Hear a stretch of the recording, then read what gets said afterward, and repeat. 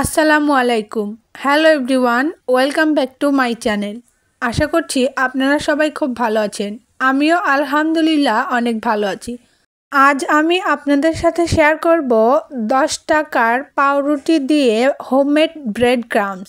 বাড়িতে বানানো এই ব্রেড ক্রাম্বস বিভিন্ন ধরনের রান্নায় আপনারা ব্যবহার করতে পারবেন।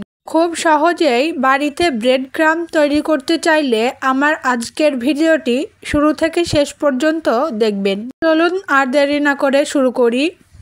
প্রথমে একটি ফ্রাই প্যান চুলায় বসিয়ে দিয়েছি। তারপর 10 টাকা প্যাকেটের এক প্যাকেট পাউরুটি নিয়ে ছোট ছোট টুকরা করে নিয়েছি এবং সেটা ফ্রাই প্যানে দিয়ে দিয়েছি। একটু পরপর খুন্তির সাহায্যে নেড়েচেড়ে দিতে হবে। আমার আজকের ভিডিওটি ভালো লাগলে ভিডিওতে একটি লাইক দেওয়ার অনুরোধ রইল।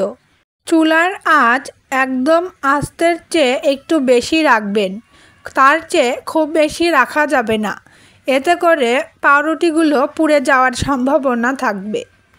নাড়াচাড়া করতে করতেই দেখবেন হালকা হালকা কালার চলে আসছে। বেশ কিছুটা কালার চলে আসলে হাত দিয়ে দেখবেন মুচমুচে হয়েছে কিনা। মুচমুচে হয়ে গেলে নামিয়ে নেবেন। নামিয়ে নেওয়ার পর একটা প্লেটে ছড়িয়ে ঠান্ডা করে নেবেন। তারপর চাইলে হাত দিয়েও গুঁড়ো গুঁড়ো করতে পারেন, আবার চাইলে পাটায়ও গুঁড়ো করে নিতে পারেন অথবা ব্লেন্ডারেও গুঁড়ো করে নিতে পারেন। আপনার যেভাবে সুবিধা হয় সেভাবেই গুঁড়ো করে নেবেন।